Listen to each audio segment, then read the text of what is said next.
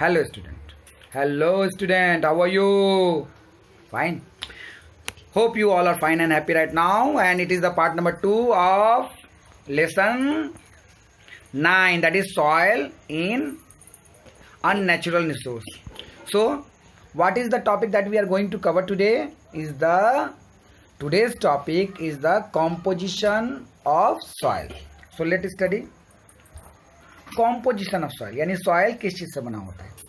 Since soil is formed by weathering of rock, we have already studied that what is weathering in our yesterday's class and how the weathering help in the formation of soil. It contains, हम लोग जानते हैं कि weathering के दौरान soil बना है and it contain various mineral, और इसमें बहुत तरह के minerals होते हैं like nitrate, sulfate, phosphate present in the parent rock. यानी कि जिस ये मान लो ये पेरेंट रॉक है, ये टूट टूट के गिरा है और गिर करके मिट्टी बन गया है. तो इस पेरेंट रॉक में कौन कौन से मिनरल मौजूद हो सकते हैं? हो सकते हैं नाइट्रेट मौजूद, सल्फेट मौजूद और फॉस्फेट मौजूद. समझ में आया? So mineral may be present along with the soil. Understood? Sorry. Let's it contain humus. अब मिनरल कौन कौन सा? Nitrate, sulphate and phosphate. इसके साथ क्या हो सकता है? Humus. What is humus? Humus is the dead and decayed substance of either plant और animal. It is the organic dead and decayed substance of plant and animal which is mixed into the soil. So it is called humus. It contain humus. Humus भी होता है which is form of decomposition of dead organic matter. वो किससे बना हुआ है? सड़े गले चीजों के सड़ने से बना हुआ है. डेड बॉडीज के सड़ने से बना. Derive mainly from the fallen leaf, जैसे झड़ते हुए पत्तों के कारण बना हुआ है. And other plant part, plant के किसी और पार्ट के टूटने और मिट्टी में मिल जाने की वजह से बैठा हुआ है, या फिर एनिमल मैटर्स के वजह से बना हुआ है. यानी ह्यूमस क्या है? Dead bodies of plant and animal which mix into the soil forms the humus. Simple सी बात है. We have already studied this topic in our yesterday's class. Yesterday's class में हम लोगों ने ये topic already पढ़ रखा है. Now state the importance of humus. Humus क्यों important है soil के लिए? So presence of humus makes soil fertile.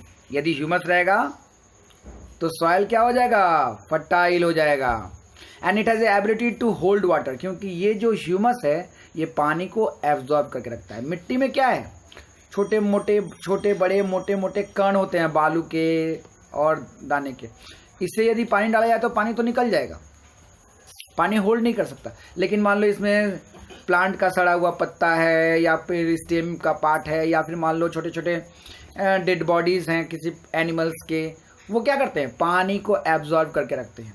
और ये पानी जो वो एब्जॉर्ब करते हैं, इसी पानी को एब्जॉर्ब करते हैं प्लांट, जिसके कारण सॉइल ज़्यादा फर्टाइल होता है. इसके अलावा भी ये जो डेड बॉडीज़ हैं प्लांट्स के और एनिमल्स के, ये लोग बहुत सारे मिनरल रिलीज करते हैं, न्यूट्रिएंट्स रिलीज करते हैं सॉइल में, जिस न्यूट्रिएंट्स को प्लांट एब्जॉर्ब करते हैं और उनका ग्रोथ रेट बढ़ जाता है. Understood?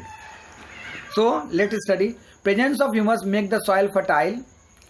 It has the ability to hold water for plants to grow. Soil is generally dark brown in color. Soil कैसा होता है?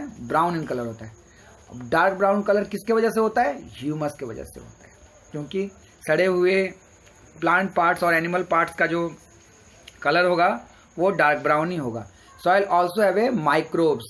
सॉइल में क्या होते हैं? माइक्रोब्स होते हैं और माइक्रो ऑर्गेनिजम्स होते हैं. और ये माइक्रो ऑर्गेनिज्म क्या करते हैं? ये माइक्रो ऑर्गेनिज्म डेड बॉडीज को सड़ाने में मदद करते हैं. इसके अलावा और क्या होता है इसमें? सॉइल में इसमें होते हैं इंसेक्ट, होता है वाटर एंड एयर. तो आप लोगों ने देखा सॉइल में क्या क्या होता है और ये किस तरह से प्लांट के ग्रोथ में मदद करता है. You have seen that what are the different composition that are mostly found in the soil and how that composition help the plant to grow. Okay, next C, importance of microbes. Microbes means microorganism का importance क्या है? Microbes help in breaking down of the dead matters, in means जो भी डेड substances plants या animals के मिट्टी में मिले होते हैं उनको ब्रेक डाउन करके मिट्टी में मिला देने का काम और छोटे छोटे टुकड़े में तोड़ देने का काम जो होता है वो माइक्रोब्स यानी कि माइक्रो ऑर्गेनिजम्स करते हैं.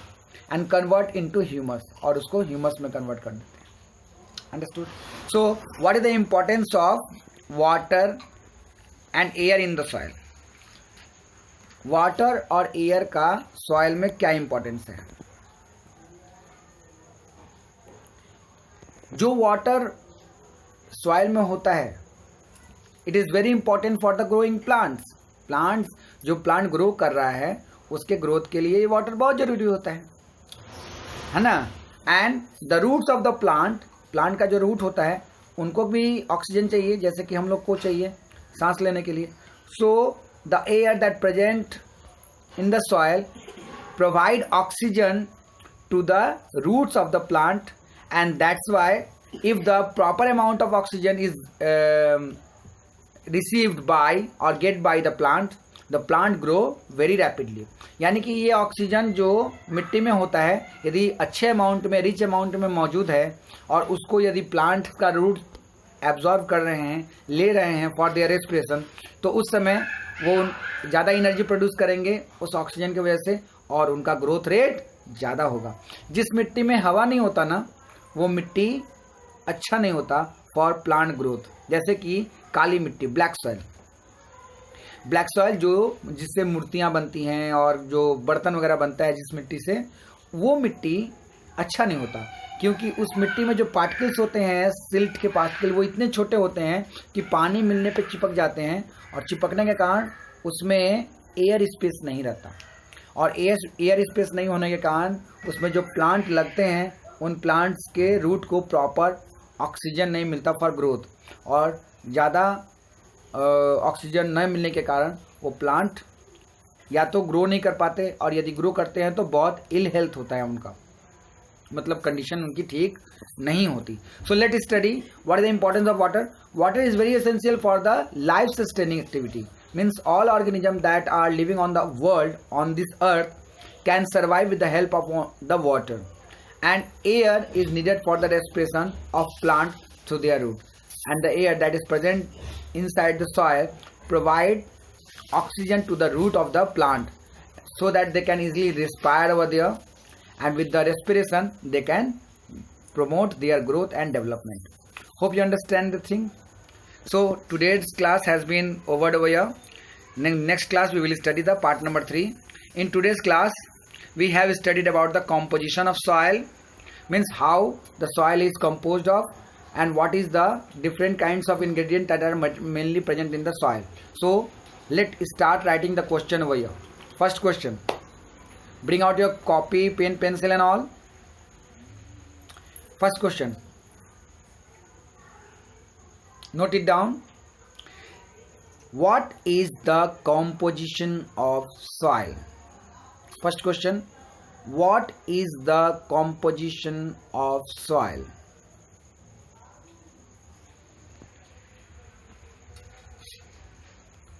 Next question, how is humus formed? How is humus formed? How is humus formed? Third number question, state the importance of humus.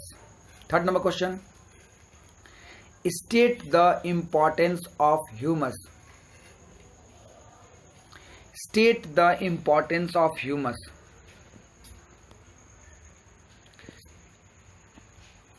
Next question, state the importance of microbes present in the soil. State the importance of microbes present in the soil. Next question, state the importance of water and air in the soil. State the importance of water and air in the soil. So our today's class end over here.